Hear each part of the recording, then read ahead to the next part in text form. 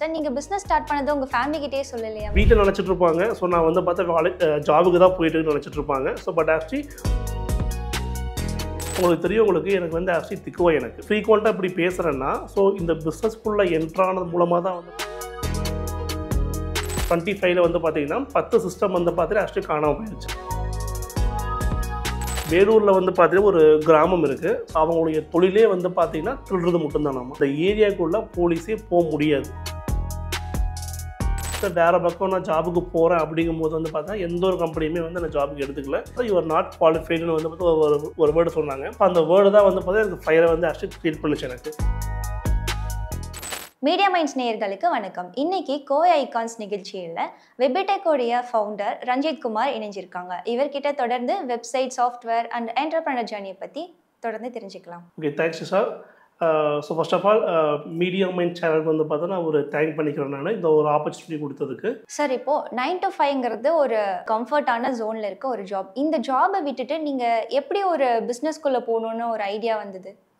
Actually வந்து பார்த்திங்கன்னா, இப்போ பிஸ்னஸ் ஸ்டார்ட் பண்ணுற விஷயங்கள் வந்து பார்த்திங்கன்னா எல்லாத்துக்குமே ஃபஸ்ட்டு மைண்ட் செட் வந்து கண்டிப்பாக வராது.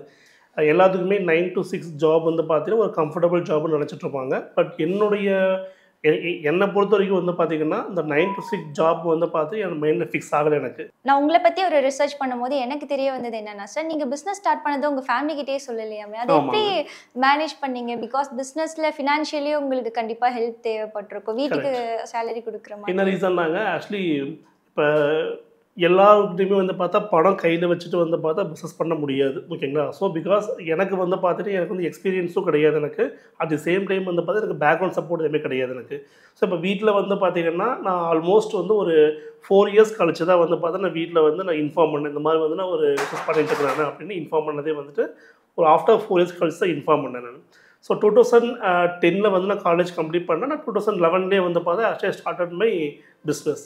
ஸோ வீட்டை நினச்சிட்டு இருப்பாங்க. ஸோ நான் வந்து பார்த்தா ஜாபுக்கு தான் போயிட்டு நினச்சிட்டு இருப்பாங்க. ஸோ பட் ஆக்சுவலி வழக்கமாக நான் வந்து 9 o'clock வந்து பார்த்தா வீட்டில் கிளம்பிடுவேன். நான் வீட்டுக்கு வரக்கு வந்து பார்த்தா ஒரு 6-6:30 தான் நான் வீட்டுக்கே வருவேன். ஸோ அவங்க நினச்சிட்டு இருக்காங்க நான் ஜாபுக்கு தான் போயிட்டுருக்கேன் அப்படின்னு. பட் நான் என்ன பண்ணிட்டு இருந்தேன்னா, அந்த 9 to 6 வந்து பார்த்தா நான் பெரிய மார்க்கெட் போய் பார்த்து மார்க்கெட்டிங்லாம் பண்ணிவிட்டு ஸோ அந்த கம்பெனியை வந்து பில்ட் பண்ணுறதுன்னு பிளான் பண்ணிருந்தேன் நான் அந்த டைமில். என்னதான் நம்ம வந்து இதை பார்த்துக்கிட்டாலும் கூட நமக்கு ஃபினான்ஷியல் சப்போர்ட் அண்ட் மோட்டிவேஷனுக்கு யாராவது ஒருத்தர் கண்டிப்பாக ஹெல்ப் பண்ணியிருப்பாங்கல்ல? ஸோ வீட்டில் வந்து பார்த்தா நான் வந்துட்டு ஆக்சுவலி பிஸ்னஸ் பண்ணுறத பற்றி சொல்லவே கிடையாது. என்ன ரீசன்னா, so we are middle class family. So middle class family அப்படிங்கிறது பார்த்திங்கன்னா எல்லாருமே வந்து பார்த்தா ஒரு கம்ஃபர்ட் ஜோனில் தான் வந்து பார்த்தா இருக்குன்னு நினைப்பாங்க. அப்பாவும் சரி அம்மாவும் சரி எல்லாமே வந்து பார்த்து ஒரு 9 to 6 ஜாபுக்கு போனாங்கன்னா ஒரு மாதம் வந்துட்டு ஒரு சாலடாக ஒரு இன்கம் நமக்கு கிடைக்கும் அப்படின்னு ஃபஸ்ட்டு அவங்க ஃபிக்ஸ் பண்ணி வச்சுருப்பாங்க. பட் நான் என்னோடய மைண்ட் தாட் எப்படி இருந்துச்சுன்னா, ஸோ ஃபேமிலியில் இனிஷியல் லெவலில் நம்ம வந்து நான் பிஸ்னஸ் பண்ணுறேன் அப்படிங்கும்போது வந்து பார்த்திங்கன்னா கண்டிப்பாக வந்து வீட்டில் அக்செப்ட் பண்ண மாட்டாங்க. எதனாலன்னா பயம்தான். ஏன்னா மிடில் கிளாஸ் ஃபேமிலி வந்து பார்த்தா பிஸ்னஸ் ஸ்டார்ட் பண்ணுறதுலாம் வந்து பார்த்தா பெரிய விஷயம் அதெல்லாமே.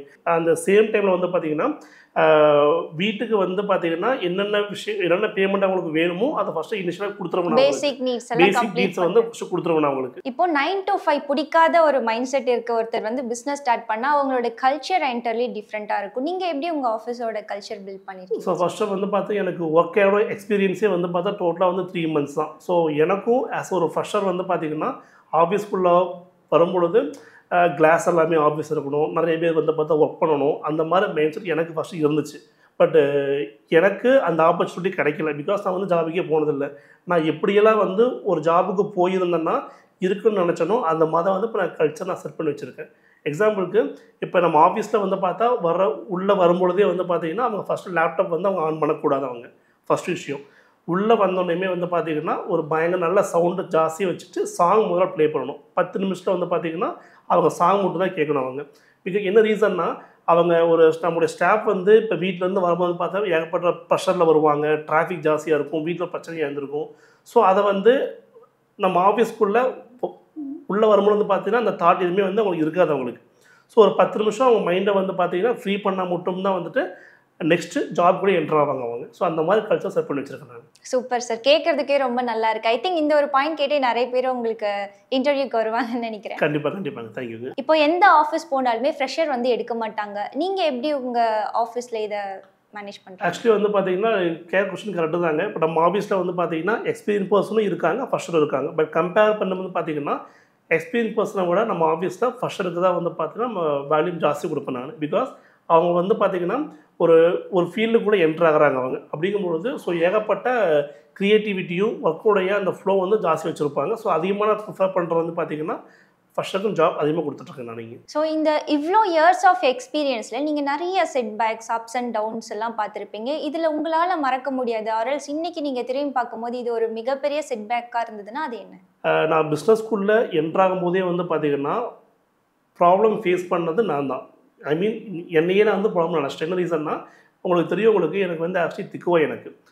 இப்படி வந்து ஃப்ரீக்வெண்ட்டாக இப்படி பேசுகிறேன்னா ஸோ இந்த பிஸ்னஸ் ஸ்கூலில் என்ட்ரானது மூலமாக தான் வந்து பார்த்திங்கன்னா என்னுடைய கான்ஃபிடென்ட் எவ்வளோ ஹை பண்ணேன் நான். ஆக்சுவலி ஒரு பழமொழி இருக்குது. எப்படின்னா இப்போ ஸ்டேஜ் ஃபியர் போகணுன்னா என்ன பண்ணுவீங்க? ஸ்டேஜுக்கு போகணும். எஸ், சேம் அதே மாதிரி கான்செப்ட் நானும் வந்து ஒர்க் அவுட் பண்ணேன். எனக்கு வந்து இந்த பேசுகிற விஷயங்கள் வந்து பார்த்திங்கன்னா எனக்கு திக்குவாய் போகணுன்னா அதிகமாக நான் வந்து பேச ஆரம்பிக்கணும் நான்.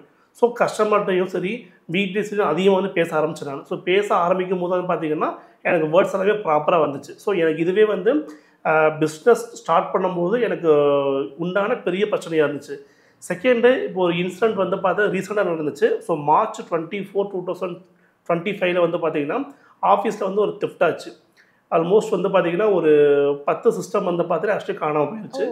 இது எப்படி நடந்திருக்குன்னா March 24 ஆக்சுவலி வந்து பார்த்தா எனக்கு ஒரு 8:30க்கு என்னுடைய மேனேஜர் வந்து கால் பண்ணுறாங்க எனக்கு. சார் இந்த மாதிரி வந்துட்டு ஆஃபீஸ்க்குள்ளே என்ட்ராயிட்டு சார், நான் ஆஃபீஸில் சிஸ்டமே எதுவுமே இல்லை அப்படி சொல்கிறாங்க. ஃபிட்னஸ் நல்லா பாருங்கள், ஆஃபீஸ் சிஸ்டம் இருக்கும்போது நீங்கள் செக் பண்ணி பாருங்கள் அப்படின்னு. இல்லை சார் மேலே உள்ள எந்த ஒரு சிஸ்டமே காணோம் சார், கொஞ்சம் செக் பண்ணி பாருங்கள் அப்படின்னாங்க. ஸோ உடனே வந்து பார்த்தா தெரிஞ்சிருச்சு தெஃப்ட் தான் இருக்குன்னு வச்சு நான் இங்கேருந்து காரில் போகும்போதே வந்து பார்த்தீங்கன்னா 100 நான் கால் பண்ணி இன்ஃபார்ம் பண்ணிட்டேன். ஷார்ப்பாக 8:35க்கு நான் கால் பண்ணுறேன். 8:54 உள்ளே இருக்கு நான். போலீஸுமே கரெக்டாக அந்த டைம் உள்ளே வந்துட்டாங்க. என்னாச்சுன்னா கரெக்டாக அந்த தீஃப் வந்து பார்த்திங்கன்னா கரெக்டாக ஒரு 8:20க்கு வந்து பார்த்தீங்கன்னா உள்ளே போயிருந்துருக்காங்க. உள்ளே போகும்போதே வந்து பார்த்திங்கன்னா அந்த மெயில் கீழே வந்திருக்காங்க. யாருப்பா நீங்கள், என்னாச்சுப்பா, எதுக்கு மேலே போகிறீங்க அப்படிங்கும்போது என்னோடய நேம் சொல்லியிருக்காங்க.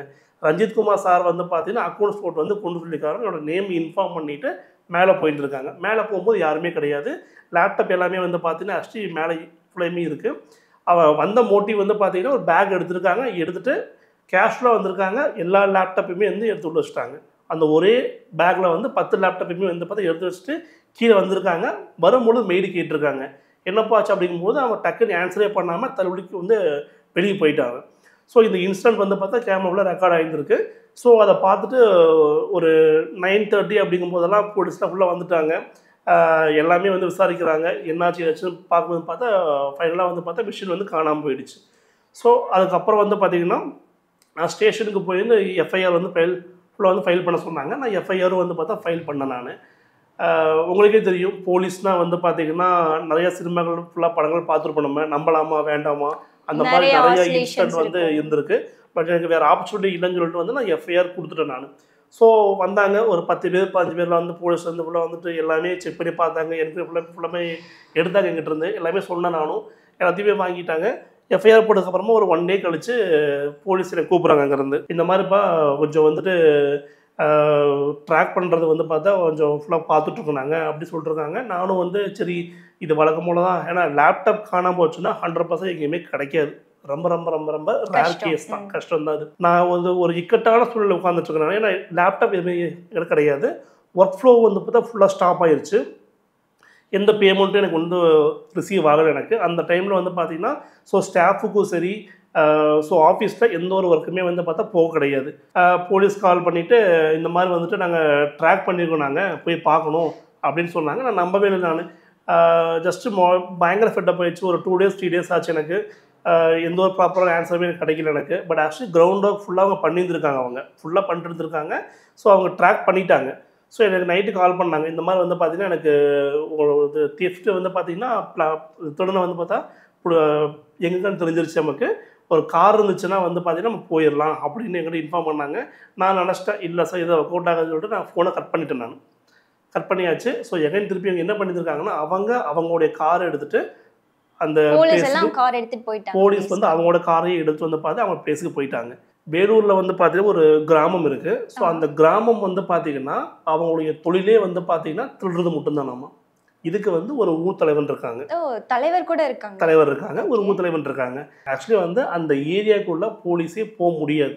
ஸோ அந்த மாதிரி வந்து பார்த்தீங்கன்னா ஒரு ஏரியா அது. இன்னைக்கு நீங்க சொல்ல தீரனோட விஷுவல்ஸ் கனெக்ட் ஆகுது சார். எஸ். ஸோ அந்த ஏரியாக்குள்ளே வந்து பார்த்தீங்கன்னா ஆக்சுவலி வேலூர் போலீஸ் ஸ்டேஷன்லேருந்தே அந்த ஏரியாக்குள்ளே உள்ளே போக முடியாது. ஏன்னா அந்த கிராமம் ஃபுல்லாக வந்து பார்த்தீங்கன்னா திருடங்கள் மட்டும்தான் இருக்காங்க அங்கே. ஒரு 100 பேர் 150 பேர் வந்து பார்த்தீங்கன்னா சுற்றி வளைச்சிட்டாங்களாமா. சுற்றி வளைக்கும் போது இந்த 4 பேர் யாராருன்னா Yogesh, Ranjith and SI Ilango sir, Muthupandi. So இவங்க தான் வந்து பார்த்தீங்கன்னா எனக்கு ஃபைனலாக லாஸ்ட்டு மட்டும் வந்து பார்த்தீங்கன்னா எனக்கு சப்போர்ட் பண்ணி கொடுத்து எனக்கு வந்து மிஷின் வந்து ரிட்ரைவ் பண்ணி கொடுத்தவங்களுக்குள்ள இவங்க தான் எனக்கு கொடுத்தாங்க எனக்கு. ஸோ உள்ளே போயிருக்காங்க அவங்க, இந்த 4 பேருமே உள்ளே போயிருந்துருக்காங்க. உள்ளே போகும்பொழுது பார்த்தீங்கன்னா இந்த கிராம மக்கள் விடவே இல்லை, அவங்கள விடாமல் சுற்றி வளைச்சிட்டாங்க. ஸோ அதுக்கப்புறம் ஊர் தலைவன் வந்து பார்த்தீங்கன்னா பேசி சமாதானப்படுத்தியிருக்காங்க. எப்படி படுத்திருக்காங்க, இதனால் வந்து பார்த்தா உள்ளே விட்டுருக்காங்கன்னா அந்த குலத்தொழிலுக்கு வந்து பார்த்தா ஒரு டேர்ம்ஸ் அண்ட் கண்டிஷன்ஸ் இருக்காமா. சரிங்களா? எப்படின்னா தமிழ்நாட்டில் வந்து யாருமே திருடக்கூடாது. ஓகே. தமிழ்நாட்டில் இருந்து நீங்கள் திருடினீங்கன்னா அவங்க வந்து 1 இயருக்கு வந்து பார்த்தீங்கன்னா ஒதுக்கி வச்சுருவாங்களாமா. ஓகே. ஸோ அப்படி வந்து அந்த டேர்ம்ஸ் அண்ட் கண்டிஷன்ஸ் வந்து அவங்க மீறிட்டாங்க. அப்படிங்கும்போது போலீஸை உள்ளே போயிட்டு அந்த அந்த இதுன்னு வந்து பிடிச்சிட்டாங்க. பிடிச்சி ஸ்டேஷனுக்கு வந்து கூப்பிட்டு வந்துட்டாங்க. ஸோ இந்த இந்த இன்சிடெண்ட்லாம் வந்து பார்த்தா வித்தின் ஒரு 2 டேஸ்லேயே வந்து பார்த்தீங்கன்னா ட்ரைவ் பண்ணிட்டாங்க. ஸோ 100% லேப்டாப் காணாமல் போச்சுன்னா கிடைக்கிறது ரொம்ப ரொம்ப ரொம்ப ரிஸ்க்கு. பட் ஆக்சுவலி லக்கீலி எனக்கு அவங்க சப்போர்ட் பண்ணாங்க. அதனால எனக்கு 8 லேப்டாப்பில் 6 லேப்டாப் எனக்கு கிடச்சிருச்சு எனக்கு. ஆக்சுவலாக இதை வச்சு தீரன் அதிகாரம் 2 எடுக்கலாம் போல் அந்த மாதிரி. கண்டிப்பாக. Okay sir. இப்போ வந்து நீங்கள் நிறைய விஷயங்கள் ஷேர் பண்ணீங்க. கம்மிங் பேக் டு வெபிடெக், நீங்கள் என்ன மாதிரியான சர்வீஸ்லாம் ப்ரொவைட் பண்ணுறீங்க? ஸோ வெபிடெக் வந்து பார்த்தீங்கன்னா actually website designing, mobile app development, digital marketing and graphic designing, social media management இந்த விஷயங்களை பண்ணி கொடுத்துட்ருக்கோம் நம்ம. இப்போ தெஃப்ட்டுங்கிறது வந்து நீங்கள் சொன்ன மாதிரி உங்கள் ஆஃபீஸில் நடக்குது. இதை தாண்டி வந்து சைபர் இஷ்யூஸ் வந்து நிறையா இருக்குது. இப்போ நம்ம வெப்சைட் வந்து என்ன தான் கவனமாக ப்ரிப்பேர் பண்ணால் கூட அதுலேயுமே அட்டாக் வந்து நடக்குது. ஸோ இதுக்கு ப்ரிகாஷன்ஸ் நீங்கள் என்ன உங்கள் சைடில் இருந்து கொடுங்க? ஆக்சுவலி வந்து பார்த்தீங்கன்னா இப்போ வெப்சைட் நம்ம டெவலப்மெண்ட் பண்ணுறோம் அப்படிங்கும்போது பார்த்தீங்கன்னா ஸோ நிறையா பிளாட்ஃபார்ம்ஸ் எல்லாமே இருக்குது. இப்போ HTML இருக்குது, வேர்ட்ப்ரெஸ் இருக்குது, ஜூம்லாம் இந்த மாதிரி நிறைய விஷயங்கள் இருக்குது. ஸோ நம்ம சைட்டை நம்ம டெவலப்மெண்ட் பண்ணும்போதே வந்து பார்த்திங்கன்னா பிளக்கின் பேஸ்ட் இல்லாமல் கஸ்டமைஸ்டாக பண்ணுறது வந்து பார்த்திங்கன்னா செக்யூரிட்டியாக இருக்கும். At the same time SSL certificate வந்து பார்த்தா நம்ம அப்டேட் பண்ணணும் நம்ம. ஸோ அப்டேட் பண்ணோம்னாலே வந்து பார்த்திங்கன்னா நம்ம சைட் வந்து பார்த்திங்கன்னா செக்யூரிட்டியாக சான்ஸ் அதிகமாக இருக்குங்க. இன்கேஸ் வந்து சைபர் அட்டாக் நடந்துருச்சு, ஸோ உங்கள் சைட்லேருந்து நீங்கள் என்ன மாதிரியான சப்போர்ட் செஞ்சு கொடுப்பீங்க? ஸோ ஃபஸ்ட்டு வந்து பார்த்திங்கன்னா அவங்களுடைய வெப்சைட்டோடைய ஃபைல் பேக்கப் வந்து பார்த்தா ஃபஸ்ட் நம்ம வந்து ட்ரை பண்ணிடுவோம். நம்ம ட்ரை பண்ணிவிட்டு அதில் இமேஜஸோ இல்லை கண்டென்ட்லேயே வந்து பார்த்திங்கன்னா ஏதாவது வைரஸ் அட்டாக் இருந்துச்சுன்னா அங்கே ஸ்கேன் பண்ணி ஃபஸ்ட் எடுத்து வச்சுருவோம். நம்ம ஃபஸ்ட் சர்வர் வந்து பார்த்திங்கன்னா நம்ம டோட்டலாக ரிமூவ் பண்ணிவிட்டு வேறு ஒரு சர்வர் போட்டு நம்ம வந்து நியூவாக லான்ச் பண்ணுற மாதிரி இருக்குங்க. தொடர்ந்து நீங்கள் நிறைய விஷயங்கள் ஷேர் பண்ணீங்க.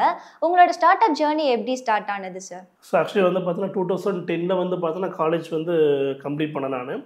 ஸோ கம்ப்ளீட் பண்ணும்பொழுது வந்து பார்த்திங்கன்னா ஒரு 3 months தான் வந்து பார்த்திங்கன்னா என்னுடைய ஒர்க்கோட எக்ஸ்பீரியன்ஸே இருந்துச்சு எனக்கு.